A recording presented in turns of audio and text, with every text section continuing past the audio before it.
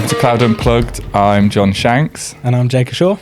And I think we're going to be talking about product management, delivery management, and basically whether you do need them.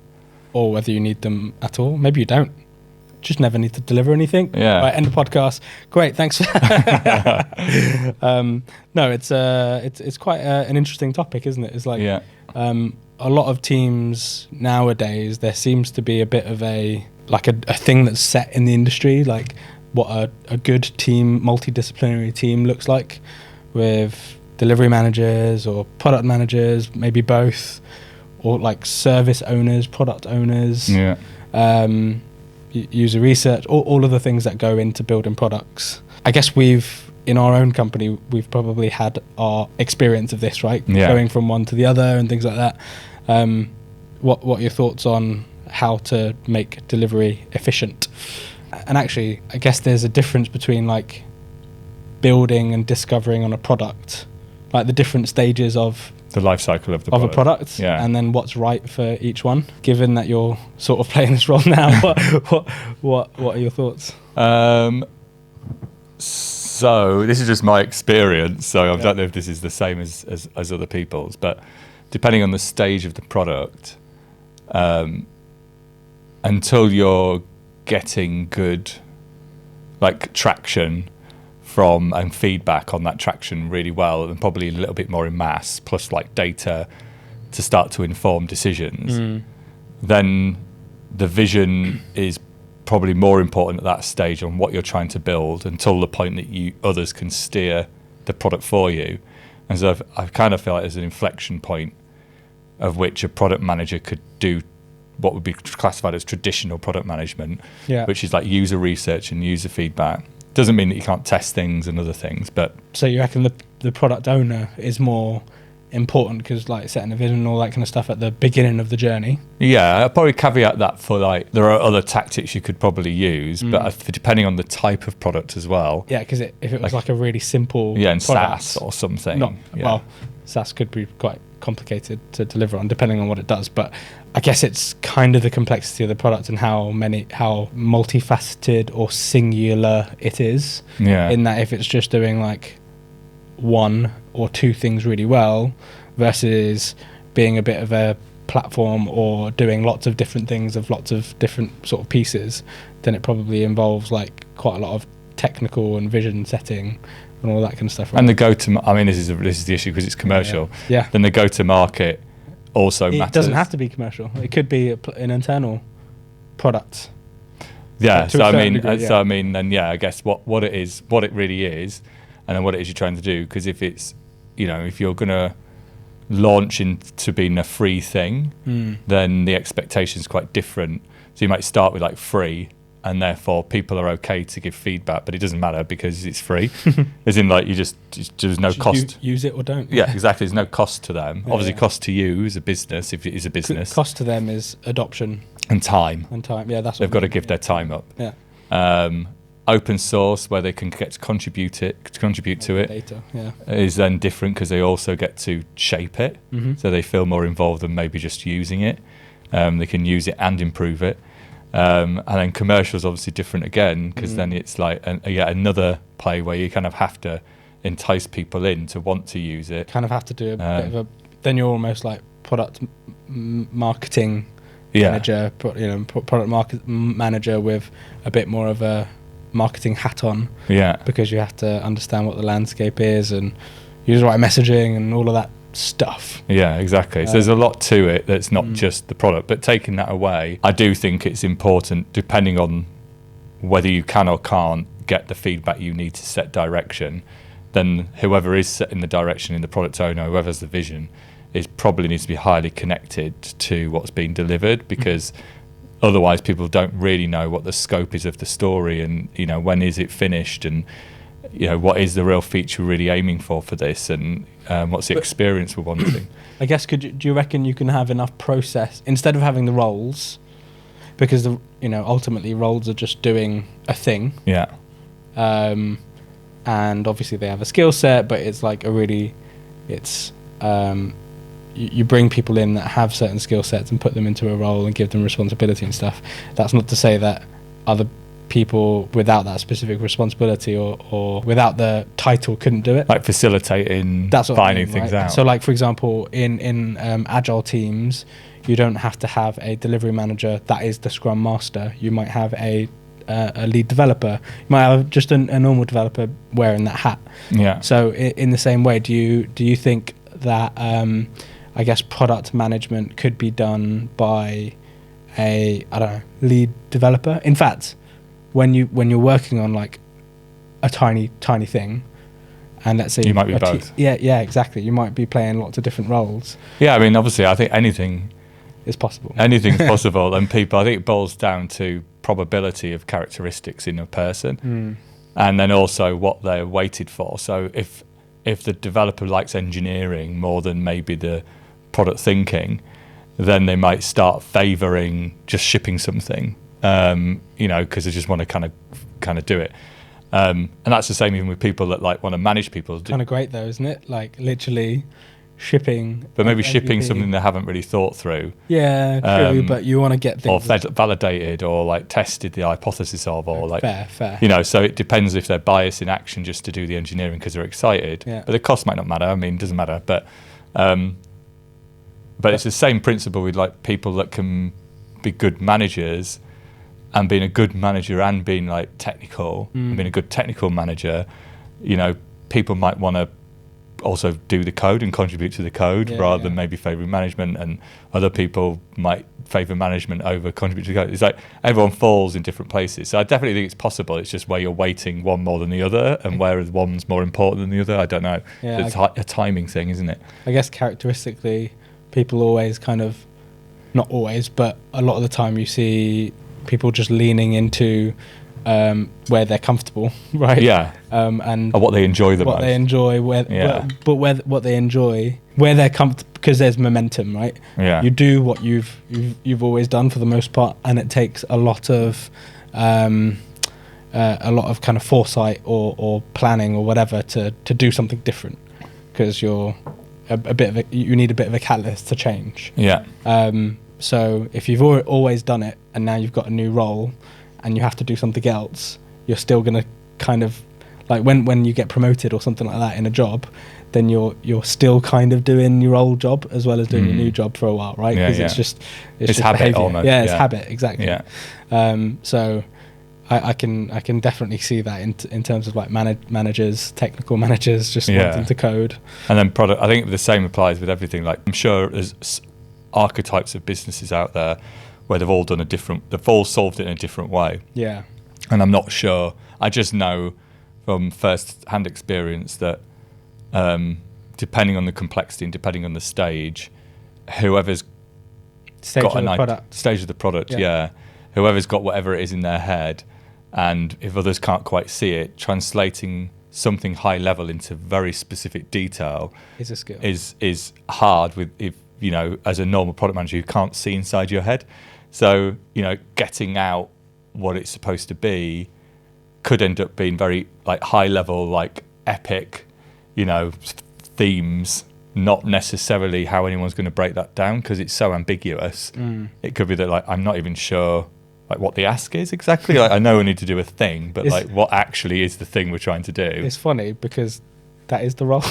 I know it's the role, but to not have users to say, well, because you're seeing how they're using it, or to not have to start with very little and to suddenly be able to, unless you're from the domain and you understand it really well and everything else, can be very difficult. Part of the process though, right? Like there is user research that exists for a certain thing, and then it kind of depends on whether you have like competitors or you have things that are vaguely solving the same problems. Like you can't I mean, you absolutely could go and try to solve a problem without necessarily know how anyone else is solving the problem, but you'll probably waste a lot of cycles. Yeah. Because development time is expensive. Yeah, exactly, right?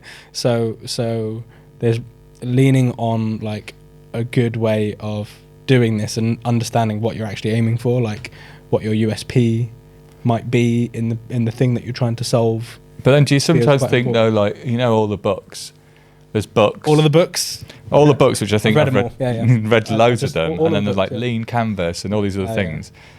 I think unfortunately, like a bad realization, especially for something to me, is like I have to learn through failure. It doesn't matter what I've read. Yeah. I can read it and hear the theory, and I'm like, it all makes sense. And then for some reason, even though it made sense, I don't adopt it. Right? For some reason, it's like, or I think I'm kind of adopting it, but I'm maybe not. Yeah. And then it's only through the failures that I actually realise that I didn't adopt it, and it does now make more sense on reflection because I failed at it, and then but now you kind of understand the detail of the application of it, and that's quite hard because you can hear and everything's like on paper. You're like, well, obviously, like that makes lots of sense. Like it's pragmatic, but yet you can still not apply it, thinking you're kind of applying it maybe, or like your situation's harder to find ways to achieve those things can be hard. Without compromising things that I was saying, like maybe compromising a business model, right? Where you're like, well, I don't know, say like you gave it all free and you don't have a good monetization strategy on what you've done for free, and maybe you don't have the next killer feature to hook somebody into something, as an example. Yeah. Then the risk is that you've given all the value away for free, and you don't know how now to monetize it. Yeah. And a lot of people lean into support and all of those that type. Yeah, and then it's a different business model. So it's like it's hard to do, not like this topic. I'm kind of going off on tangents, but I've kind of like read lots and done things, but then I think probably process for me, the importance of the process, but I'm a process person maybe, and I'm a structured person, is like I like the discipline of things. So I feel uncomfortable when there isn't a little bit, but then disciplined. It's quite a lot of discovery, right? So being quite comfortable in discovery and curiosity is normally not necessarily so process heavy, because it is exactly that, it's discovery. And I think maybe you might lean into that a bit more than say process necessarily. And then what the hell, shock take that back. Yeah. The world is hearing this. What on earth are you saying? Even if you follow like a set process of kind of discovering with the user what you might be doing or whatever, like sometimes it's valuable to just lean into something because you have an idea and you're curious to explore that idea, and you're unique in the way that it's been, that you're attaching to it, right, or solving it or whatever. But I mean more like the things that we spoke about, and you that standard stuff of like, when is this actually done? When are we actually finished? You've spoken about a kind of feature, but that feature is like never ending in theory, because it's such a huge epic of an epic or something. Wow. So it's like, when are we ever done with this feature? Yeah. And then what are all the other things that have to be done that allows it to be successful, and not just the fact that it functionally did it the way that we thought it was, and that's it. And that's all I have to worry about. But that's it. You're talking about a feature, like the delivery management side is what. So products aren't built with features. That's an implementation of something. They're built on solving a user problem, a user story, right? That's why that exists. Yeah. So like even in the way that you're kind of like, it's a mindset thing. So like features, cool. You can put your hat on something, like that's what you might tick it off as in Jira or whatever, but that's not really solving a problem. Like only using you're only solving a problem with a feature, with a known thing that you're ticking off. No, I agree with that. You're right there. Yeah, it needs to be a story of which you're trying to achieve, and that might be done through a feature. Yeah, or true. That's very fair. Yeah. But even that, I mean, I'm just thinking more on the delivery management aspect of, are product managers responsible for like the definition of done? Is that more of a delivery management thing? And would you expect a product manager to be also worrying about like are these all broken down into sizable things we can iterate on this sprint? Can the team's velocity, is the team velocity good? Are we story pointing, like how much can we deliver per sprint? Are we sizing things appropriately? Like, do you think that's a product manager's duty, and if it isn't, whose is it? Yeah, I mean, that's a funny one as well, right? Because we've worked in teams where we've had like product or service or product managers and delivery managers Yeah. and sometimes agile coaches Yeah. all at the same time, and then it's still the team that's doing that stuff. Do you know what I mean? Like they're obviously the ones that have the domain expertise, so have to go through story points and this, that and the other, and then maybe one or two of those roles are just responsible for facilitating some of those meetings. Delivery manager is more kind of managing the delivery up to their stakeholders and saying, hey, this is the reporting, this is the velocity of the team, we're kind of tracking on target, or it's a bit to the right, or do you know what I mean? Like that's like project management though, really. I know, exactly, but like you say the term, and I mean it is a project, isn't it? In the end, at the end of the day, it's either a project or a product. A product lives forever. Yeah, it's either a project or a product, and a product might have lots of projects in it. A product might have lots of projects in it. It's getting quite so meta. Like, yeah, so like you might do like a short stint of a spike. You can almost call that a mini project. It's just like names, isn't it? It's like you're just like naming something. Do you know what? It's just words. words. It's just communication at the end of the day, John. But all you have to do it's literally just terminology and words at the end. And but I just don't. Vibrations going into your ear, and that is all it is. Just vibrations, just frequencies. But honestly, like there's obviously a kind of preconception when you say project or spike or something like that, because people are like have an understanding of what that might mean, but in the end it's kind of the same thing, isn't it, to a certain degree? I mean, that's what I don't know, because like it's all a bit, I mean, it's sometimes it can be a bit semantics, but other times there are real roles and definitions, and you can, when you kind of go to the market and you look at lots of different roles, and you'd be like, right, go and get me a job description for like a product manager, right? And they'll be pretty much roughly the same, but the way that business operates isn't really the same. Yeah. And there's probably loads of things that weren't on that job spec that they've probably got to do, just based on the culture of the business, or roles that we're missing, or roles that aren't missing. I mean, who knows? But nothing's like exhaustive, right? They're not going to go through and like list every intricate detail on a job description. And they also don't necessarily know the characteristics of the people that they'll be directly working with. Yeah. So then because each team has to be sort of balanced in what it's doing, or it doesn't necessarily have to be, but a high-performing team would be. So where someone has a bit of a weakness, you might pick that up. Yeah. And that's not in a job description. Exactly. Yeah. And if you think through the process, it's like someone needs to know what users want. Who's that person? Product manager, apparently. Okay, cool. Right. So you're a product manager. You're supposed to find out what the users want. And then you can do that through user research, testing, validation, whatever you want to do. Market assessments, things, etc., etc. But then once you've worked out what they want, then the team, whoever the rest of the people are, also have to figure out how to build that thing based on what they want. Isn't the user research also describing kind of that, though? Well, there's the prototyping, I guess, which is the bit that you could do to go and validate whether what you think should be built is the thing that they might want to be built. But then somebody has to direct the prototype even of what it is we think it could be, to go and get validation on. And then there's all the kind of user research element of whether the feedback you're getting is enough to give a direction of whether that's the thing you're even wanting to build in the end. Was that even matching? And it's an art form in itself, asking the questions in a way so to not lead them down a specific answer and stuff. And then maybe there wasn't anybody with a vision of it. So exactly. Actually what you did come up with wasn't very visionary. Right, so it didn't challenge much of what was there already, or it wasn't differential enough, or it didn't rethink the problem through and come up with a different solution to the problem.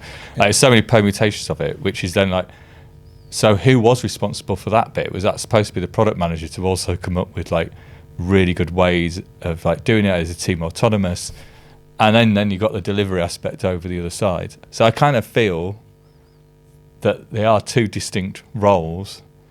Because if you're doing a lot of that, discovery, working it all out, you probably don't have time to story point and do the ceremonies and do all the other things and do all the check-ins, and because you've got to also, you might be in other meetings. Right. True. So then you're I can't attend. But there we go. Bit solved.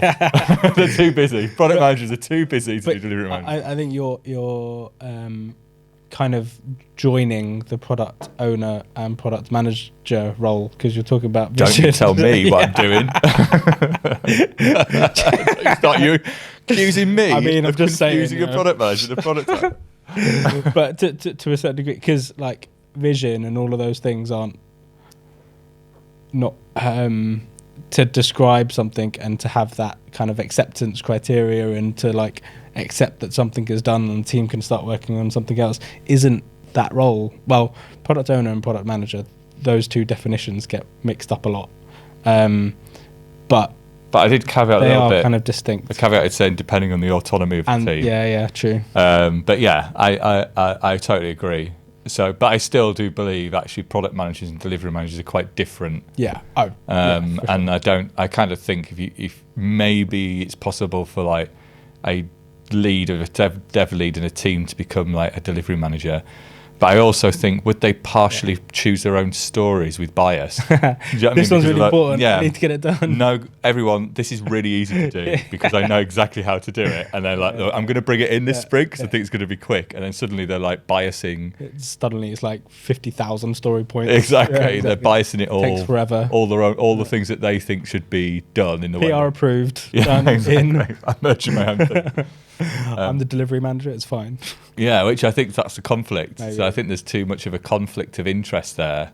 Yeah, you're probably right. And actually, if you separate the roles, then the value that you get from it is distinct from the team, right? Yeah. So obviously the value is very much linked to how the team is doing, but you can measure it separately. Whereas if like a dev is doing the delivery management role, how are you measuring that person is even successful in what they're doing? Like, there's too many hats. Because I've got to confess, I have fluctuated on the value of a delivery manager, where I've not necessarily seen the value as much, but maybe that's when I was in teams myself. It's such an engineering mindset, right? And then, like, but you're just asking people what to do. Like, you're asking people if they've done something or what to do or when they're going to do it or something like that. So yeah, and maybe if you're a bit of a hybrid type of person, then you can also plan, and you don't find that very hard. And you're like, I don't really get what we're getting out of this. Yeah. It's like, especially if you're a lead who maybe is a bit multifaceted. But actually, in truth, I think having somebody who is neutral in that team also probably helps other people. Facilitates well, so that everyone has a voice. Yeah. And that the dynamics don't shift accidentally, where somebody that might be multifaceted, even like myself, doesn't dominate by accident or doesn't have ways of like getting things through. There's that so many maybe jokes I could be saying here, but maybe just keep them to myself. But yeah, so that then it's getting the balance of the team right, and I hadn't necessarily clocked that before, of like recognizing the softer side of being neutral, and actually the benefit of some like a democratic way of, because delivery management, I guess, is bringing the most out of the team, not individual people. Not individual people, which if you are a person in the team who's also doing the delivery management, it's going to be very selfishly driven by accident. Even if you were like thought you were very democratic and thought actually you would hate to break this to you, John. I'm under no illusion, by the way. I'm definitely that person who would accidentally get my own way, kind of accidentally all the time. I think actually delivery managers and product managers, I think, are probably necessary in my conclusion. What do you think? Would you think? I think it is very much down to like you said, the time and life cycle stage of the product. Whether you're kind of discovering and then growing and then like gaining type of thing. So you are. I don't know what's worse is the fact that if you're always talking about it, I've never once listened to you. Oh wow! Which is really bad to admit. But I don't know what graph you're talking about. You said you've mentioned it all the time. Wow! Which means I'm either zoned out. I'm sure I've even sent you articles. Nice one. Cheers. Oh really? I don't know which one you're referring to, honestly, which is really bad. What is what? So basically, there's like 3 stages of a of anything, of like a company, of a product, of whatever. The first stage is always like kind of discovering what it is you're doing, trying to get to some level of validation, right? So whether that is, you probably don't have like product market fit, right? Product Okay, fit or something like that. Yeah. And then the next stage is growing into like the growth the market. stage. Oh, I know So, what you mean now. yeah, I do remember. yeah. I have seen. I do remember now. And then then the phases and of a business, basically. Exactly, and then like the last stage is like optimizing and getting as much as you possibly can out of that.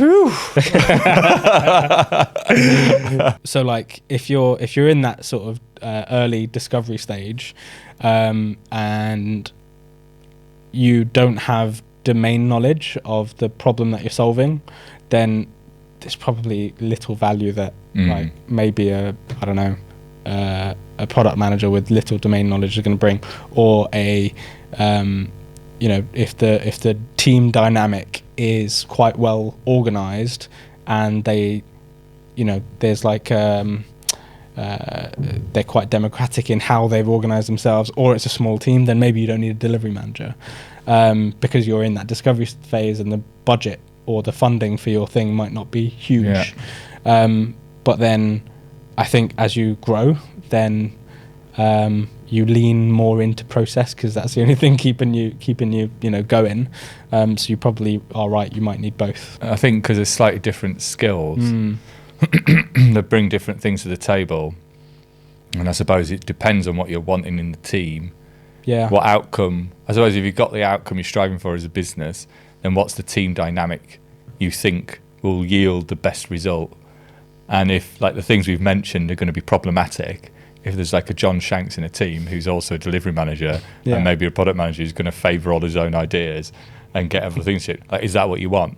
Yeah. So I guess if it isn't, then you want to make sure that you avoid those traps by accident. Just fire him. It's fine. Just get rid of that guy. Jesus Christ! Just fire that guy already. Don't what does it take? What does it take to get rid of that guy?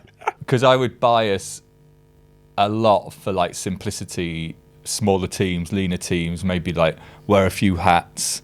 It's okay, and then it's only really if you kind of challenge it and put it through the lens. I don't know if that's going to get the best result in the end when you do it. It's more cost effective. It's definitely probably makes it a little bit more efficient in terms of like time. Because every person you add to the team costs you time, right? Most of the time. Well, what is it? Is it Dunbar's law where they talk about the size of the team? You've done this. There's always some law that I like miss. Like a paraphrase or just like create a brand new thing. I think Dunbar's, I could be wrong. Obviously Conway's law is the way you reflect the business. The system reflects the business. And then Dunbar, one of them is like where the worst possible thing that can happen does happen. I can't remember what that is. And I don't know what Dunbar's is. I might be confused. I thought one of them is like talking about the. So it's a book of laws. We need some printed up laws. Exactly. Every episode we do, because you bring it up. Would be so useful. Honestly, super useful. Yeah, exactly. But one is about like how many relationships you could have, and like there's like you can have five high performing the optimal thing, exactly, like 100 people number. Exactly is when you start in your to life. See start to see society, even society works by those numbers, exactly that, right? So like a team of 5 is kind of considered the perfect amount. And then you have a kind of wider team of say 15 or something like that, and it grows and it grows. It's referred to in like team topologies and a bunch of other kind of books in and around the same topic. So I'm hoping I'm getting that right, but that kind of high throughput information doesn't scale. It can't. That's the whole point. So when you need to maybe communicate with more people, and you have like a potential bridge to those people, and that might be the form of a delivery manager, it might be the form of like a product owner, that's doing other things that they're managing up as well as managing the delivery. It might make sense. Optimal team sizes before it. Exactly. But you can split them into feature teams. You could, yeah, So exactly. you can always keep lean teams, but Component teams, microservices. it is an expensive whatever. thing to have somebody managing process and people all the time for each team. I mean, it might yield the best results, but it's also quite this a costly. industry is quite just a costly. expensive. Like everything you do is expensive. Yeah, Right. Everything I do is expensive. I mean, totally everything you do is expensive, but in general, in general, like this, like technology, it's just gone ridiculously expensive. I think maybe in the next industry. I I don't know if the bubble has kind of burst a bit though. a lot of redundancies. It's like not as it was. Yeah. It was crazy. In the last, is obviously mad it was. COVID. People have obviously hired. It's been a bit nuts, right? Yeah, that was like another hype within the hype because before COVID it was already hyped. Massively. And then COVID was a different type of hype. And with fear and hype at the same time. Yeah. Because different businesses also didn't survive, obviously, depending on what the business was. And now we've just returned to the 2021 hype.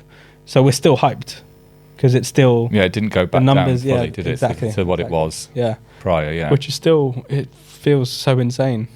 But everything is technology now. We've massively digressed. Digressed. Yeah, maybe we can talk about that in the next episode where we'll go over what it takes to hire the right capabilities and train people up and get them in the market. And if you need to have maybe existing technical skills or non-technical skills, what you favour.